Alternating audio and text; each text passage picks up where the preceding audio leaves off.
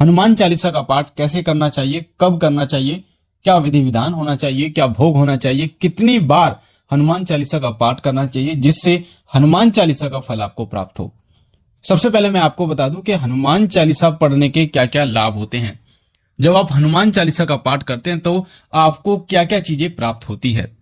देखिए, जब आप हनुमान चालीसा का पाठ शुरू करते हैं, जैसे मैं आपको आगे बताऊंगा, तो उस पाठ को करने के बाद आपके घर में जितने भी भूत प्रेत की बाधाएं होती हैं, वो सभी बाधाएं धीरे धीरे प्रभावहीन होनी शुरू हो जाती हैं। प्रभावहीन का मतलब होता है कि उनमें जो शक्ति थी, जिस शक्ति से वो अपना प्रभाव दिखा रहे थे, नकारात्मक प्रभाव वो आपके ऊपर, आपके घर के ऊपर दिखा रहे थे, वो प्रभाव धीरे धीरे वो शून्य होना शुरू हो जाता है। और एक ऐसा समय भी आता है जब वो नकारात्मक शक्ति पूर्ण रूप से शक्तिहीन हो जाती है, यानी कि वो आपका किसी भी प्रकार से नुकसान नहीं कर पाती और फिर वो नष्ट हो जाती है। तो ये पहला फायदा होता है हनुमान चालीसा का निरंतर पाठ करने से, जो कि मैं आपको आगे बताऊंगा किस तरीके से। दूसरा फायदा ये होता है हनुमान चालीसा का पाठ उस समय बहुत बड़ा वरदान साबित होता है जब आपके तमाम रास्ते बंद हो जाते हैं, जब आपको कुछ दिखाई नहीं देता, जब आपके सारे रास्ते बंद हो जाते हैं, जब आप निराश हो जाते हैं, जब आपको ऐसा लगता है कि अब तो कुछ करने के लिए बचा ही नहीं है, काम धंधे बंद हो गए हैं, या लड़ाई झगड़ा इतना बढ़ चुका है, या घर में इतना कलह होने लगा, या बीमारियां घर से नहीं जा रही हैं, तो उस समय एक नया रास्ता वो खोलते हैं हनुमान चालीसा। यानी हनुमान चालीसा का पाठ जो है वो एक नई आशा की किरण आपके जीवन में लेके आता है। साथ ही हनुमान चालीसा पाठ करने से आपके पितृ भी प्रसन्न होते हैं। ये चीजें आप ध्यान दीजिए। अगर पितृ दोष आपके घर में है और हनुमान चालीसा का पाठ आप कर रहे हैं, जो विधि मैं आपको बताऊंगा, तो आपके पितृ भी आपसे प्रसन्न होते हैं, आपके घर में सुख शांति होती है। साथ साथ में उनका पितृ दोष जो है वो धीरे धीरे वो भी समाप्त होना शुरू हो जाता है। अगला फायदा होता है हनुमान चालीसा के। हनुमान चालीसा जब आप पाठ करना शुरू कर देते हैं तो हनुमान जी महाराज आपको स्वप्न के माध्यम से दर्शन देना शुरू कर देते हैं। कई बार आपको ऐसा लगेगा सिंदूरी मूर्ति आपको दिख रही है, कई बार आपको ऐसा स्वप्न के माध्यम से दिखेगा जैसे आप मूर्ति पर चोला चढ़ा रहे हैं, कई बार आपको ऐसा लगेगा कि आप भंडारा कर रहे हैं, कई बार आप हनुमान चालीसा पाठ कर रहे हैं, हनुमान जी की मूर्ति के सामने आपको ऐसा स्वप्न के माध्यम से दिखेगा। अगला क्या फायदा होता है हनुमान चालीसा पढ़ने से? हनुमान चालीसा जब आप निरंतर पाठ करते हैं तो अध्यात्म मार्ग की तरफ आपका रुझान जो है वो बढ़ जाता है।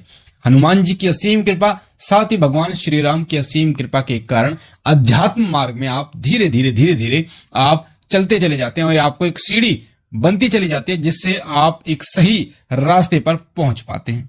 तो हनुमान चालीसा के जो प्रभाव हैं, जो फायदे हैं, वो अनगिनत हैं।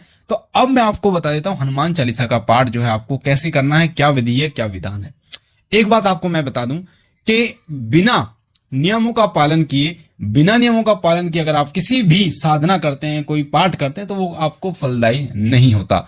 जैसे उदाहरण के रूप में जब आप किसी देवता की स्थापना करते हैं, जब आप किसी की चालीसा का पाठ करते हैं, जब आप किसी की चालीसा, सुंदरकांड या फिर मंत्र का जाप करते हैं, तो उसका मतलब होता है उस देवता का आप आवाहन कर रहे हैं। आवाहन मतलब उस देवता को आप एक तरीके से न्योता दे रहे हैं, बुलावा दे रहे हैं।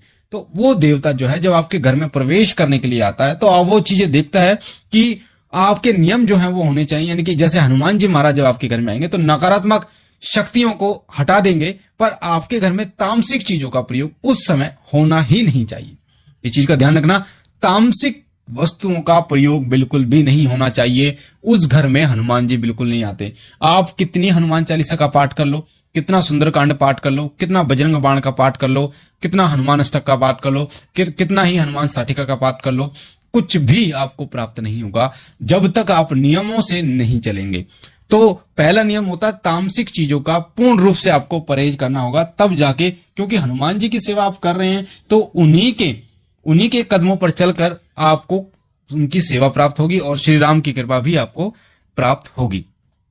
दूसरा नियम होता है जब भी आप हनुमान चालीसा का पाठ करेंगे तो मंगलवार को तो कम से कम पूर्ण ब्रह्मचर्य आपको धारण करना है। आप और दिन आप मत कीजिए, पर मंगलवार के दिन और शनिवार हो सके तो और अच्छी बात है, आप ब्रह्मचर्य का पालन कीजिए, शारीरिक और मानसिक। अन्य दिनों में आपको मानसिक रूप से पूर्ण ब्रह्मचर्य का पालन करना है। किसी के भी प्रति आपको गंदे विचार, गलत विचार अपने दिमाग में नहीं लाने। अब बात करते हैं कि हनुमान चालीसा का पाठ आपको कैसे करना। देखिए, हनुमान चालीसा का पाठ आप शुरू कर सकते हैं शुक्ल पक्ष के मंगलवार को या किसी भी मंगलवार को आप हनुमान चालीसा का पाठ शुरू कर सकते हैं।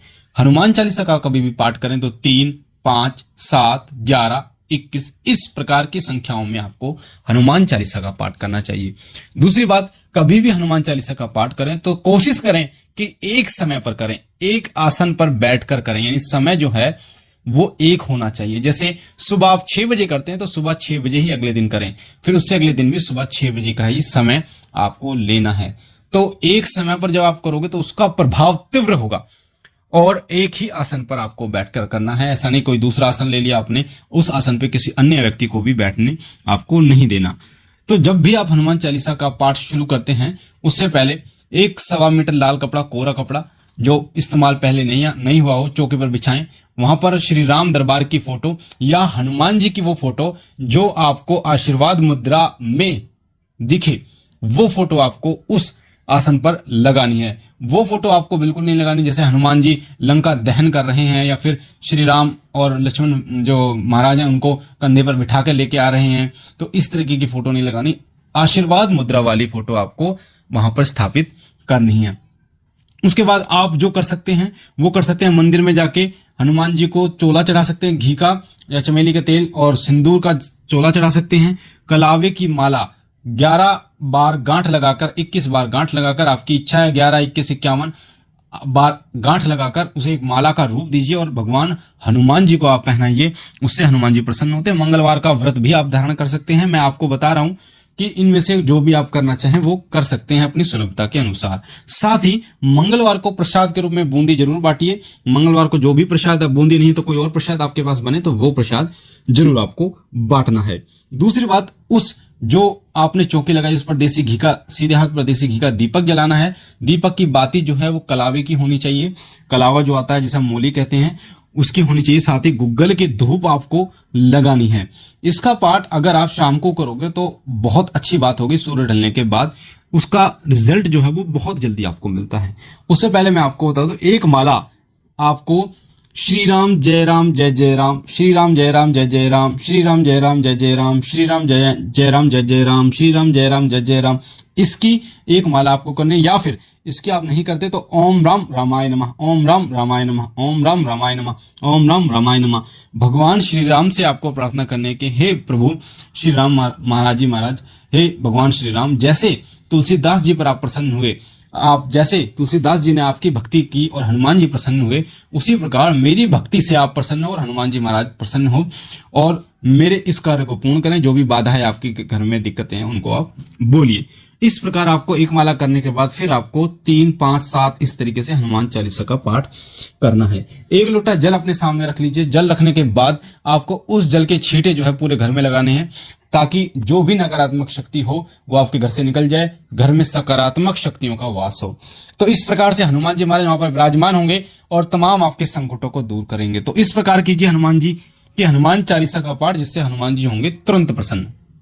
तो मुझे आशा है बटन है सब्सक्राइब का, उसे दबा दीजिए ताकि बेल आइकन जो भी हम जानकारी डालें वो सबसे पहले आपको प्राप्त हो। बेल आइकन को दबा दीजिए, घंटे के निशान को।